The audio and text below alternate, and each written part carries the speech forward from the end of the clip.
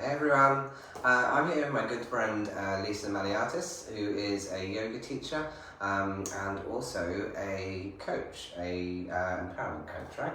Yep. And we're here to talk about all things human design today. So Lisa recently had a human design reading with me, and I thought what a great opportunity to bring Lisa here and have a little chat about what that felt like for her, what her experience was, and really just have a little chit chat, and so you guys can learn a little bit more about human design too. So, hi Lisa. Hello. Thank you for having me. Welcome, thank you for coming. We're here at my new studio. It is Baltic, so we're sat underneath some wonderful blankets here just to make sure that we're keeping nice and warm. Right, let's begin. So, I did pre-prepare Lisa with some questions, but I've got them written down just to prompt me. So what interested you about human design? Tell me about your journey with it before I even came around. Yeah, so interestingly, it was a old student, and she's at the school gates with me. About a year and a half ago, he said to me, Lisa, I've heard of this thing called human design. I think it'll be totally up your alley. So that was my first introduction to it. So I did go and do a little bit of research at that point. I did put in my date of birth and where I was born to kind of find out what type I was. But that's about as far as it got. Like, I remember going, oh yeah, that really resonates with me. But didn't have anyone in the area to actually talk any further with that. Didn't really know where to look for it, and kind of just like then saw that it was coming up on some of my Instagram feeds and things like that, that people were sharing little snippets of things, and a little bit like when it, your tarot comes, your horoscope, comes up for the month. I started going, oh yeah, that's, that it just resonated, but that's as far as it got. Okay. It was really interesting for me when I first approached Lisa with human design. She went, oh. It's like, I was pleased to meet someone that had also heard of it, because it seems that although it's been around for around 30 years, it's not something that we talk about mainstream yet. And actually Lisa said to me that perhaps one day it might be that we see this like a horoscope, that instead of looking at what's going on for an Aquarius or a Taurus this week, maybe we're looking at what's going on for a projector this week, or for a manifesting generator or whatever. So that's actually started with me from our early conversations about it. Yeah. So when you saw the profiles, you said you Googled yours and read a bit about yours. When you looked at some of the other profiles, because I certainly know that I did this, did anything resonate with you from the others? And then was there any kind of then surprise about what you actually were? 100%. So I've always kind of told myself that I'm a really good manifester. Always felt like I'm a big believer in manifestation anyway. So I automatically obviously went to manifest a generator as thinking that would be me. So I was quite shocked when I came out as a projector, and also I found projector a really weird way of describing it. Like, I was like, I don't, what you normally think of a projector. I thought, oh God, it sounds really negative. Like, it doesn't sound what it is. Yeah. So yeah, I was really shocked. But obviously after having a reading with you, realising that maybe that I was showing up in the world as the manifested generator, or trying to be that, but actually that's not what I am at all, and why things don't always flow in the direction I'd like it to. So it's been really fascinating. I think that's really interesting, because I did the exact same thing. I looked at these profiles and I thought, I am definitely a manifesting generator. That perfectly describes me, and I'm a projector too. So when I found that out, everything made a lot more sense. There are a lot of light bulb moments and a lot of aha moments where I just thought, it makes so much sense. This is why I keep burning out. This is why I can't keep up with the rest of the world. This is why I have to change my mind 200 times, because I just need to try and find something that will work, something else that will work, something else that will work. And none of it was working because I was going about it in the wrong way. And I think that you've had some similar experiences of burnout and things not happening in the way that you'd hoped, or things not manifesting in the way that you'd hoped, right? Yeah, and having that kind of jarring that, like, I need to be going at that pace that those people that are being extremely successful in what chosen career they've done, like, well, why is that not working for me when I'm putting that much hard work in. But what it's helped me realise is that actually I had already figured that out, that less is more for me, and the way that I approach life, I've already started to create my lifestyle around that kind of way, mostly.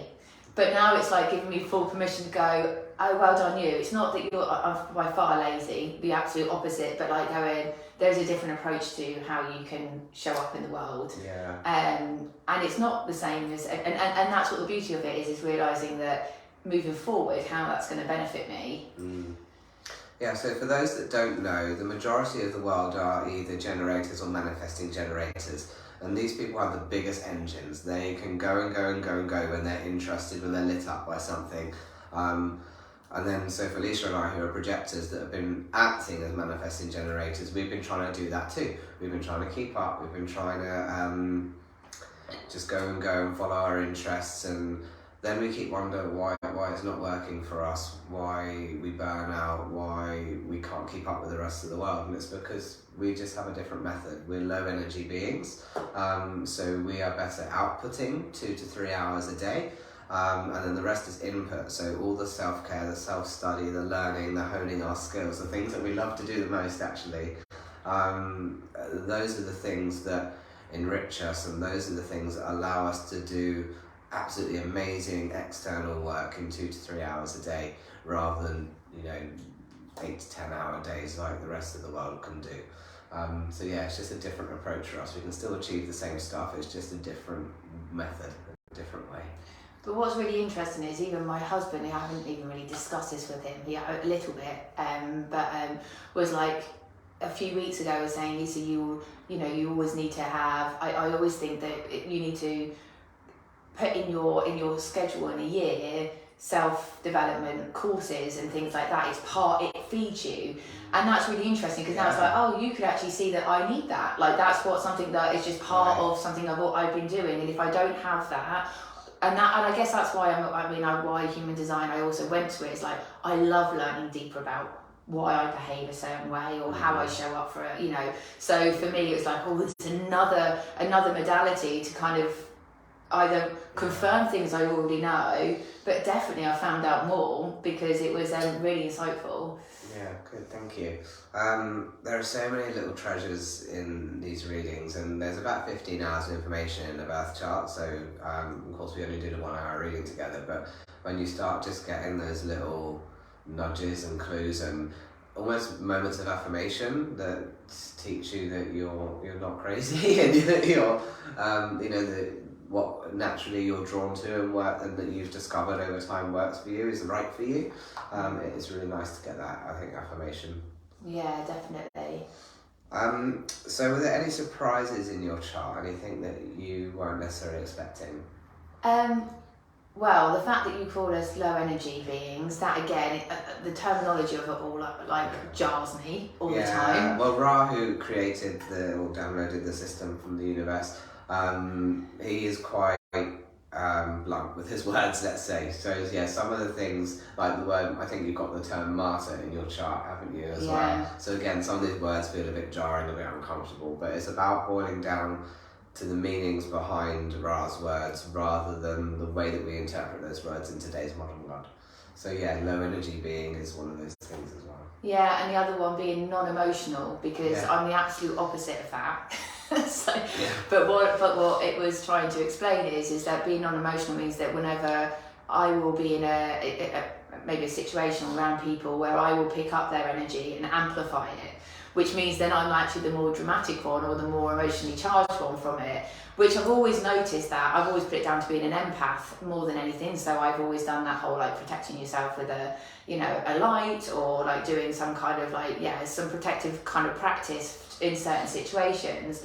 But instead of, I don't know, it's just made me look at that in a different way, going, it's a superpower in many ways, but be mindful of that. So why I'm easily influenced by people, getting far away from my core, it's made me, again, take the pressure of, oh, it's because I'm no good at that, oh my God, it's because it's a negative thing that God, why am I like this? It's actually well, I am like that, so how can I work with it? Yeah, I think that's the exciting thing about human design, is that everything that's on your chart is gifted as a superpower. Yeah. So I think the non-emotional thing is really interesting because I'm also non-emotional, but often non-emotional people are seen as the most emotional, as you were trying to explain, because we absorb everything from other people, and then the way what non-emotional means is that when we're by ourselves, we get back to cool, calm and collected very quickly. And for me, that's exactly why I need this space, because I could be in here by myself and I can be at cool, calm and collected when I'm by myself. And you said this yourself, sometimes you just whisk yourself off to a hotel room for the night just so you can be alone and just reset and recoup. And again, that's that investment in self-care that projectors really need. Which is intuitive of us to do that. Yeah. So we've known all to do that, but somehow I used to see it as like, I'm not coping. It's got nothing to do with that. It's about refilling the cup, but knowing to refill the cup and when to refill it, rather than it being you're creating from that place then of like this and having to go at yourself in your head and having that negative chatter that, like, you know, especially being like in wellness and yoga and a mindset and empowerment coach is like, you know, I've got all the tools, why can't I behave, why is this affecting me? And actually going, well, because it's my being, it's like my actual contract to be here is to be like that. Yeah. So that's been really helpful. Good. I love the language that it gives us as well.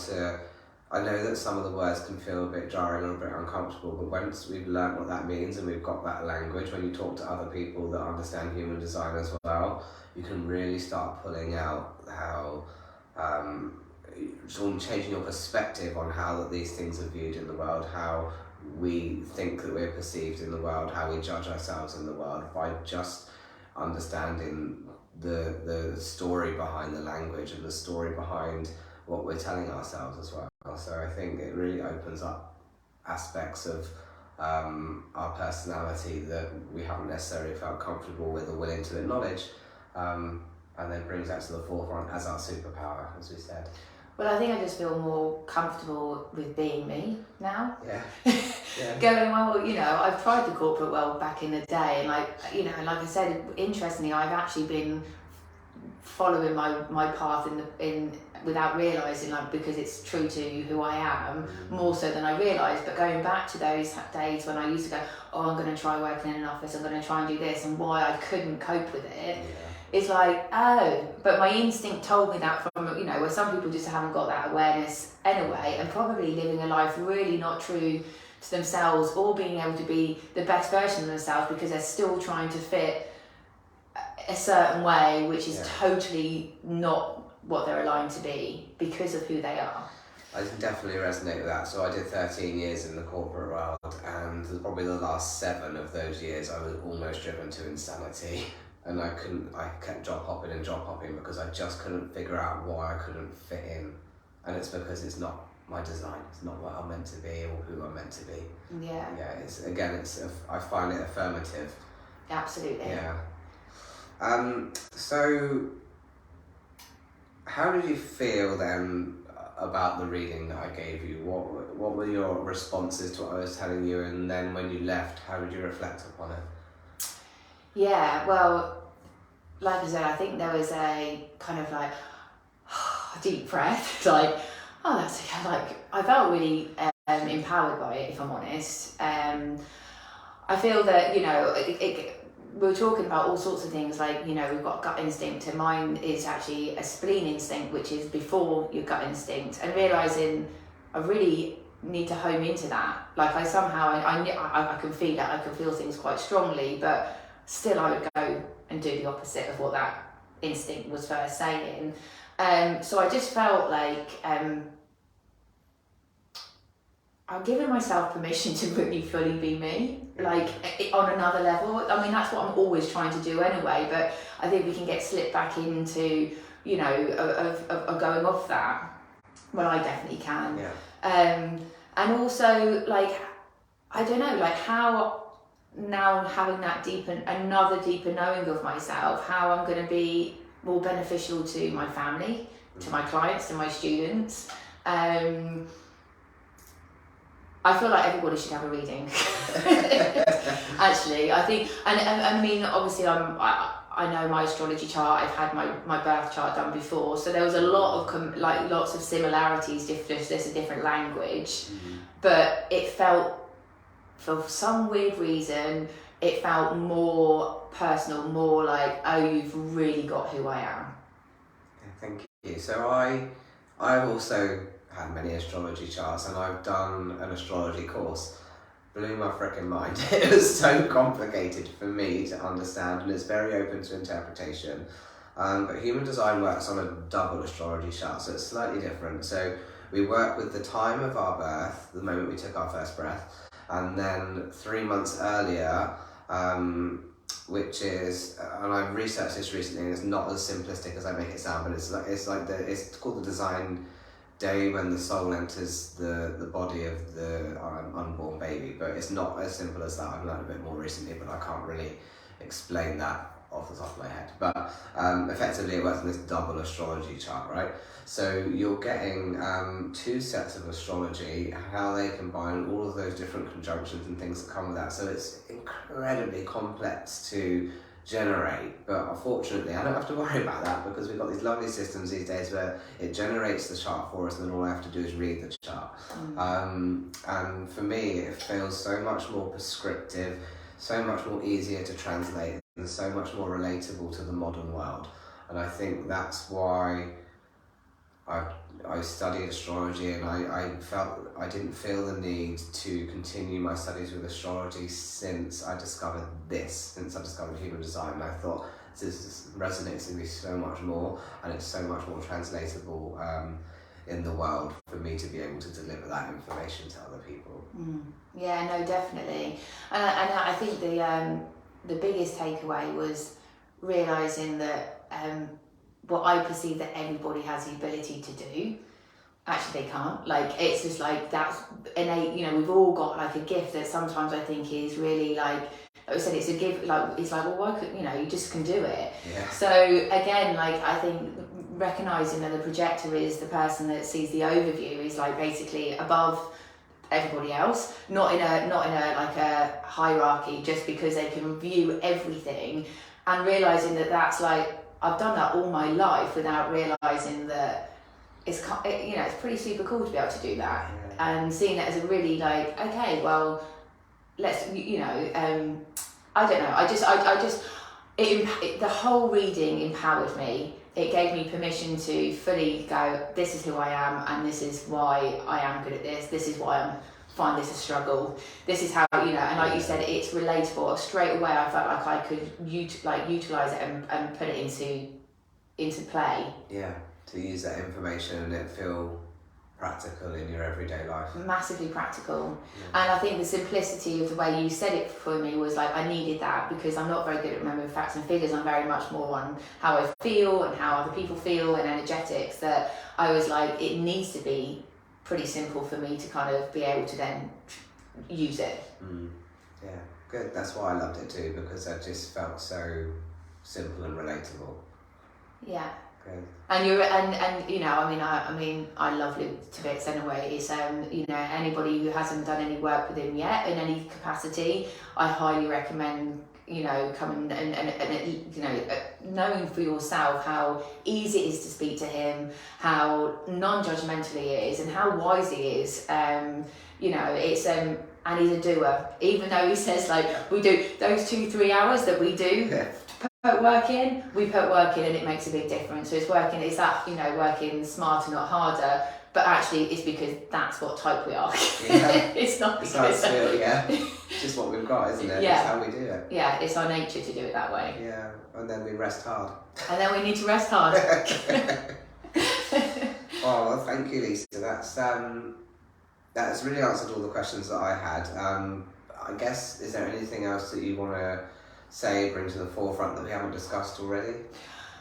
I think it's now with the basics of it. Like I said, I don't need to go into the complexity of it, but like, I feel that moving forward, this is like, you know, I intrigued me that I would want to then go, maybe in another, you know, month's time, I'd like to come and have another reading. I mean, how does that work? Yeah, we can go as deep as you need. Okay. So as I said, it's about 15 hours of information on a chart. I am not skilled to, I mean, it's a lifetime of study, really. I'm not skilled to dive into all 15 hours of that information yet. I don't know all of the details behind the 6s and the 3s and all the other equations behind it.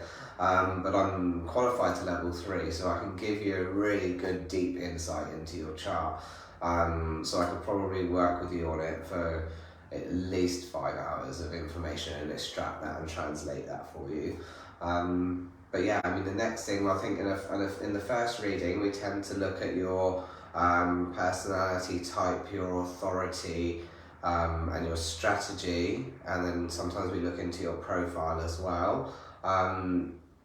And then for the second phase of that, I would probably start looking at some of the channels and the gates. So if you haven't seen a human design chart, just Google it.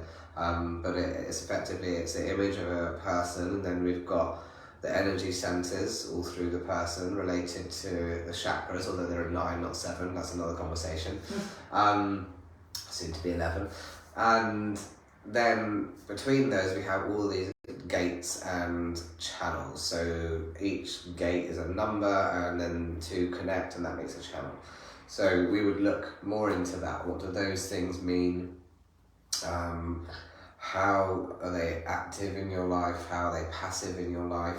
And just really start to dive a bit deeper into that. And then there are also some arrows at the top, and those arrows start to indicate things like what is your best way to eat, what's your best environment to be in, how do you best make decisions. There's lots of other information that we can extract just on the surface level of the chart. I mean, it's really very exciting. There's so much to pull from there.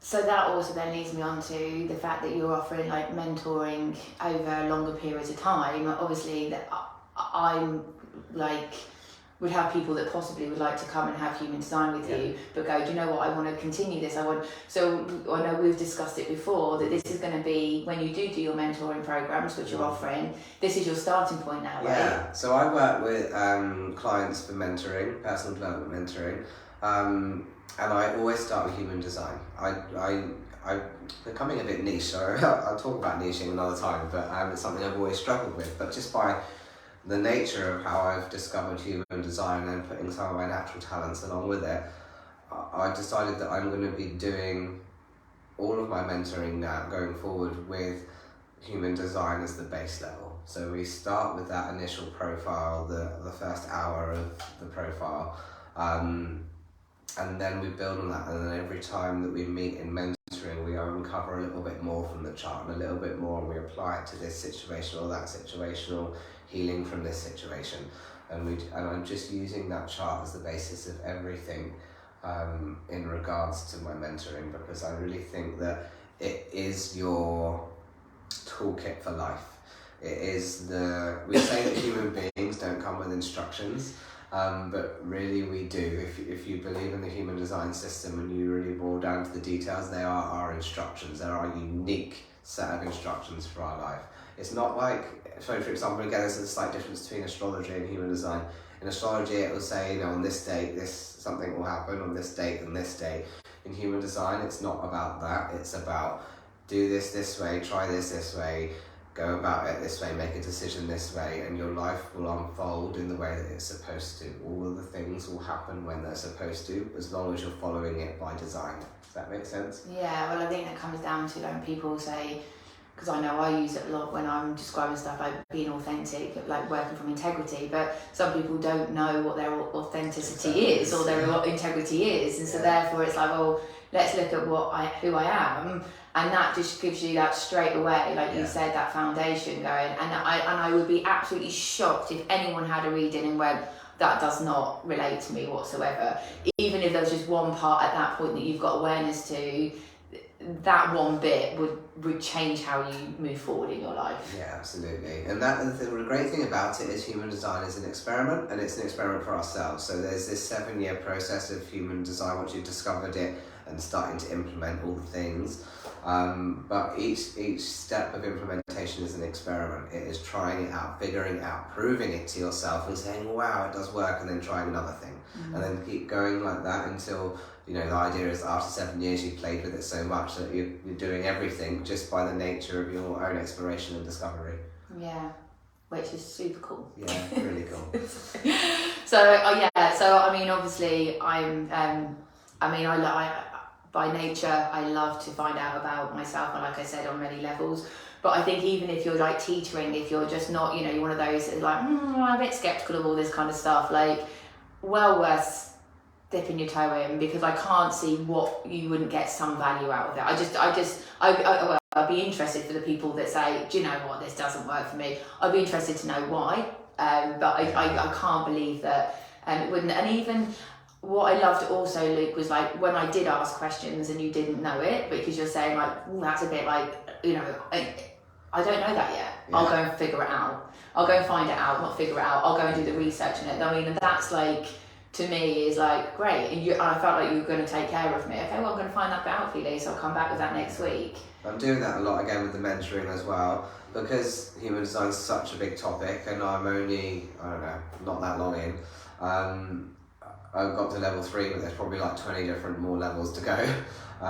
You know, I can deep dive, I can ask people, I can research, look it up, access my tutor, things like that. You know, I can find out really whatever we need, and it's all growth and learning for me at the same time. Yeah, definitely. Yeah. Well, thank you so much. It's a pleasure to have you here. Thank you for having me. Thanks for watching. And yeah, I'm sure we'll be on here again chatting about something. Yeah. And I'm gonna do some similar interviews like this with some other people as well. So nice to see you all. Bye, everybody. Have a good day. I gotta figure out how to end it.